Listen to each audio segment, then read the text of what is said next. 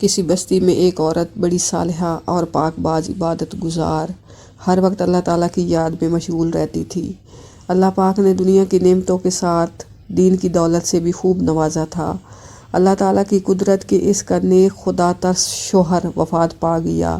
اس کا ایک ہی لڑکا تھا۔ اس نیک دل عورت نے اس لڑکے کی بڑی اچھی طرح پرورش کی، ناز و نعمتوں سے پالا، تعلیم بھی اچھی دلائی۔ لڑکے نے جب دنیا کے میدان میں قدم رکھا تو ہر طرح اس کے حسن سلوک کے چرچے ہونے لگے۔ شریف لوگ اس کو عزت کی نگاہ سے دیکھتے، بیوہ عورتیں اس کو دعائیں دیتی، یتیم بچے اس کے قدموں میں آنکھیں بچھاتے۔ یہ سب اس وجہ سے کہ وہ ہر ایک سے حسن مراتب سے پیش آتا، وہ غریبوں سے ہمدردی کرتا، خیرات صدقات دیتا۔ غرض اس کی بستی میں کوئی ایسا فرد نہ تھا جو اس سے خوش نہ ہوتا۔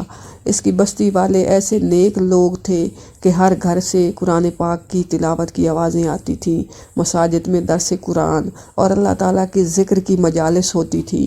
غرض اس بستی کا ہر گھر جنت کا نمونہ تھا، ہر فرد دوسرے کا غم خوار، ایثار اور شرافت کا پتلا تھا۔ یہ لڑکا دیہات سے باہر شہر میں آنے جانے لگا۔ کچھ عریانی اور بے حیائی کا مظاہرہ کرنے والی عورتیں پر اس کی نظریں پڑنے لگیں۔ آہستہ آہستہ اس کی دوستی نیکوں سے اٹھ کر بدوں سے بڑھنے لگی۔ پھر وہ راستے سے بھٹک گیا۔ بد کردار دوستوں کے مشورے سے اس کی والدہ کے کھیت دیہات کی پرسکون زندگی کو خیر آباد کہہ کر شہر کی فضا میں اپنا ڈیرا ڈال دیا۔ اس کے ڈیرے میں اب ہر قسم کے اوباش دوست اس کے ارد گرد جمع ہونے لگے۔ ان بد کردار دوستوں نے ایسے حق سے ہٹا دیا۔ ماں مصلے پر بیٹھی ہر وقت اس کے لیے دعائیں کرتی۔ کبھی کبھی ماں سے ملنے شہر سے گاؤں چلا جاتا۔ آہستہ آہستہ وہ وقت آیا کہ مہینوں میں ایک چکر لگاتا۔ اسی اثناء میں اس کے بد کردار دوستوں کے ذریعے اس کی شناسائی ایک بد کردار عورت سے ہو گئی، اور وہ اس قدر اسیر اور فریفتہ ہوا کہ اپنی باپ کی جائیداد فروخت کر کے اس پر لٹاتا رہا۔ آخر وہ وقت آیا کہ وہ عورت جس نے اپنے نیک دل شوہر کی زندگی میں کبھی کوئی دکھ نہیں دیکھا تھا، اب دوسروں کے گھر مزدوری کرنے لگی۔ بیٹا جب کبھی گاؤں آتا تو ماں مزدوری کے پیسے سے بیٹے کو گھی لے کر دیتی، کوئی چیز بنا دیتی اور دعاؤں کے ساتھ رخصت کرتی۔ کافی عرصہ گزر گیا، لڑکا ماں کو ملنے نہ آیا۔ ماں بیٹی کی جدائی میں اپنے ہوش و حواس کھو بیٹھی۔ جب بھی کوئی غیر اس کے دروازے کو کھٹکھٹاتا تو وہ دوڑ کر دروازے پر جاتی، بے ساختہ کہتی، میرے بیٹے تم آ گئے ہو، بیٹے تم نے اتنی دیر کیوں لگائی؟ جب معلوم ہوتا کہ گلی کے کسی بچے نے دروازہ کھٹکھٹایا ہے تو دل پر ہاتھ رکھ کر پھر مصلے پر آ بیٹھتی اور رونا شروع کر دیتی۔ روتے روتے اس نیک دل کی بینائی بھی جواب دے گئی۔ پچھلے جب اس لڑکے کے پاس کچھ نہ رہا تو اس عورت نے اپنے یاروں سے مشورہ کیا کہ اب اس سے جان چھڑائی جائے۔ مشورہ یہ طے ہوا کہ اس سے یہ فرمائش کی جائے کہ میری محبت میں جب ہی آپ سے رہے گی کہ اپنی ماں کا دل نکال کر لاؤ۔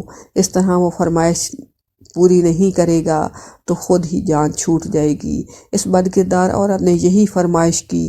وہ انسان جو ایک وقت میں فرشتہ تھا، آج خواہش نفس کی خاطر شیطان سے بھی بدتر ہو گیا اور اس فرمائش کو بھی پورا کرنے پر تیار ہو گیا۔ خنجر لیا گاؤں کی طرف چل دیا۔ عرصہ دراز کے بعد جب یہ بد نصیب دروازے پر پہنچا تو آواز دی، ماں! فرحت و خوشی سے دروازے کی طرف بڑھی، منہ سر چوما اور سینے سے لگایا۔ اس بدبخت نے خنجر نکالا، ماں کے سینے پر مارا، ماں کا دل نکال کر چل دیا۔ آسمان پر اندھیرا چھا گیا، اللہ تعالیٰ کا عرش ہل گیا، فرشتوں نے دہائی دی، ظلم کی انتہا ہو گئی۔ بد کرداروں کا یار بد کردار جب فاحشہ عورت کے مکان پر پہنچا تو ماں کا دل اس کے سامنے کیا۔ اس عورت نے کہا، تو اپنی ماں پر ایسا ظلم کر سکتا ہے تو معلوم نہیں کہ میرے ساتھ کیا سلوک کرے گا، اس لیے یہاں سے نکل جا۔ آنکھوں پر اندھیرا چھا گیا، گرا اور مر گیا۔ ماں کا دل ہاتھ سے چھٹا۔ دل اس فاحشہ عورت کے کمرے میں پڑا۔ دل اس فاحشہ عورت کے کمرے میں پڑی ہوئی چھری پر پڑا۔ ماں کا دل پھٹا، درد سے دل سے نکلی یہ صدا، بیٹا کہیں چوٹ تو نہیں لگی؟ ماں کی عظمت، ماں کی شفقت، ماں کی محبت، ماں کے احسانات کو نظر انداز کر کے عورتوں کے آگے جھکنے والوں اور ماں کی حقارت کی نظروں سے دیکھنے والوں، تم پر اللہ کی لعنت، تم پر فرشتوں کی لعنت، تم پر پیغمبروں کی لعنت، تم پر دنیا نیک انسانوں کی لعنت۔ توبہ کر لو، نیکی کی راہ اختیار کر لو، ماں کے قدموں پر سر رکھ لو، اس وقت تک سر نہ اٹھاؤ جب تک وہ راضی نہ ہو جائے، چاہے تم کو موت کے سر رکھنا پڑے، رکھے رہو، نجات اسی میں ہے کہ حاصل یاد رہے۔ اللہ تعالیٰ ماں باپ کے نافرمان اور بے ادب کی کسی بھی نیکی و انصاف کو قبول نہ فرمائے گا، لیکن اگر وہ توبہ کرے، اللہ سے اپنی ماں کے ساتھ اچھا سلوک کرے اور ہر وقت اس کو راضی اور خوش رکھنے کی کوشش میں رہے، تو پھر اللہ پاک معاف فرمائے گا، کیونکہ اللہ تعالیٰ کی رضا ماں کی رضا میں ہے اور اللہ پاک کی ناراضگی ماں کی ناراضگی میں ہے۔ اللہ تعالیٰ ہم کو اپنی رضا کی توفیق عطا فرمائے اور ہمیں اپنی ناراضگی سے بچائے۔ آمین یا اللہ، آمین آمین یا رب العالمین۔